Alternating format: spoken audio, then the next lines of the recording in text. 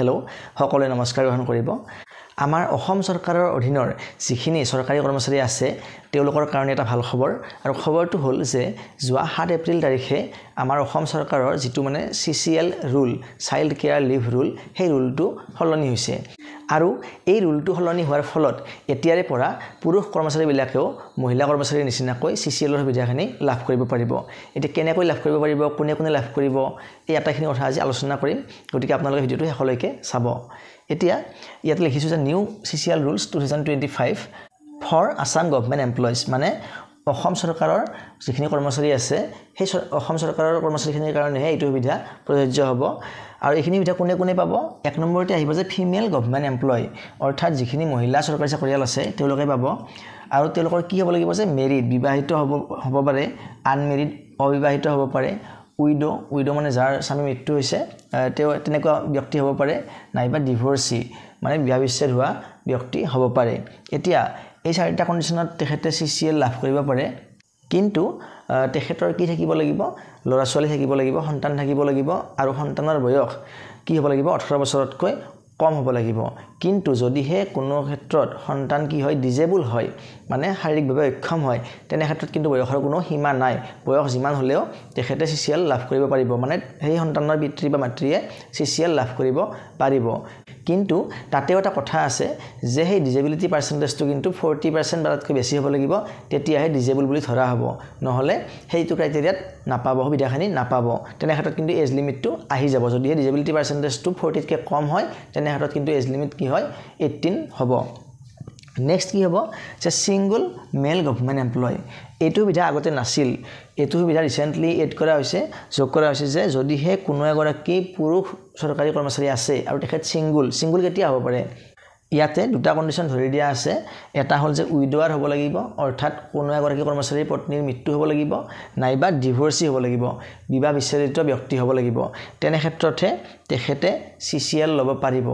কিন্তু ইয়াতো শৰ্ত এটা আছে যদিও দুটা কন্ডিশন ধৰি দিছে ইয়াৰ যে প্ৰথমটো কন্ডিশন এই ক্ষেত্ৰতটো তেখেতে পাবই কাৰণ তেখেতৰ পত্নী নাথাকিব কিন্তু দ্বিতীয়টো ক্ষেত্ৰত কি হ'ব ইয়াতে এটা কন্ডিশন আহি পৰিব যে ডিভোৰ্সি হোৱাৰ পিছত তেখেতসকলৰ সন্তানৰ যেটো কাষ্টডি জিম্মাটো কাৰ ওচৰত আছে যদিহে পুৰুষ গৰাকীৰ ওচৰত থাকে তেনে ক্ষেত্ৰতে তেখেতে CCL ল'ব পাৰিব যদিহে মহিলা গৰাকীৰ ওচৰত থাকে সন্তানৰ কাষ্টডিটো জিম্মাটো তেনে হলে সেই পুৰুষ এমপ্লয় গৰাকীয়ে CCL ল'ব নোৱাৰিব এইটো এটা গুৰুত্বপূৰ্ণ কথা এতিয়া আহো CCL সম্পৰ্কীয় আন কিছুমান কথা লৈ আপোনালোকে নিশ্চয় জানে যে এগৰাকী চাকৰিয়ালে তেখেতৰ মুঠ চাকৰি কালত সৰ্বাধিক মানে সৰ্বোচ্চ 2 বছৰলৈকে CCL ল'ব পাৰে আৰু এটা বছৰত এটা ক্যালেন্ডাৰ ইয়াৰ মানে হৈছে জানুৱাৰীৰ পৰা ডিচেম্বৰলৈকে এটা ক্যালেন্ডাৰ ইয়াৰত সৰ্বমুঠ তেখেতে মানে সৰ্বাধিক তেখেতে 3টা মানে টাৰ্মত CCLটো ল'ব পাৰে আৰু যদিহে কিবা কাৰণত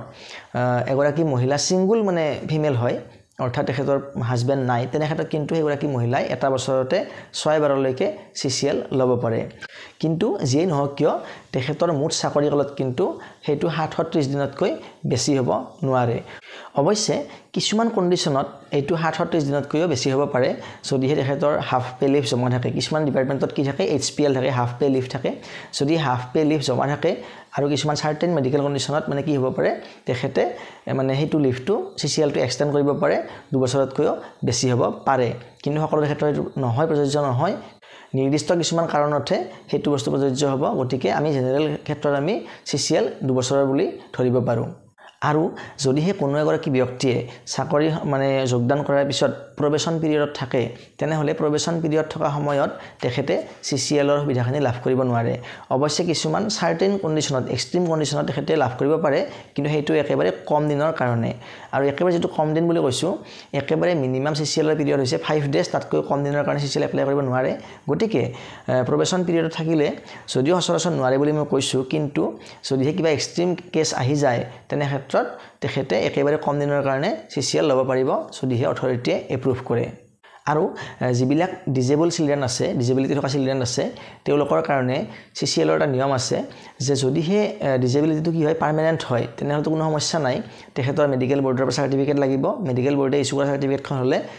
মানে পেৰেন্টছে CCL ল'ব পাৰিব মাক বা দেউতাকে CCL ল'ব পাৰিব আৰু যিবিলাক টেম্পৰাৰী ডিজেবিলিটি আছে ধৰক এক্সিডেন্টৰ পৰা হোৱা ডিজেবিলিটি হ'ব পাৰে বা কৰবাৰ পৰা পৰি হোৱা ডিজেবিলিটি হ'ব পাৰে এনেকুৱা ডিজেবিলিটি থকা যিবিলাক মানে সন্তান থাকিব তেওঁলোকৰ ক্ষেত্ৰত মানে ডক্টৰে প্ৰেছক্ৰাইব কৰিব লাগিব যে কিমান পিৰিয়ডত মানে তেখেতে আৰোগ্য লাভ কৰিব আৰু সেই পিৰিয়ডটো অনুসাৰেহে CCL লাভ কৰিব পাৰিব নিজৰ মতে এপ্লাই কৰিব নোৱাৰে গতিকে এইখিনি হ'ল CCLৰ নিউ আপডেটখিনি আপোনালোকে নিশ্চয় ইতিমধ্যে আগৰ ৰুলখিনি জানে আৰু যদিহে আপোনালোকে CCLৰ বিষয়ে বিশদভাৱে জানিবলৈ বিচাৰে তেনেহলে আপোনালোকে কমেন্ট কৰিব মই পৰৱৰ্তী ভিডিঅ'ত নিশ্চয় বিশদভাৱে এই বিষয়ে জনাবলৈ চেষ্টা কৰিম গতিকে আজিলৈ ইমানেই পৰৱৰ্তী ভিডিঅ'ত পুনৰ লগ পাম ধন্যবাদ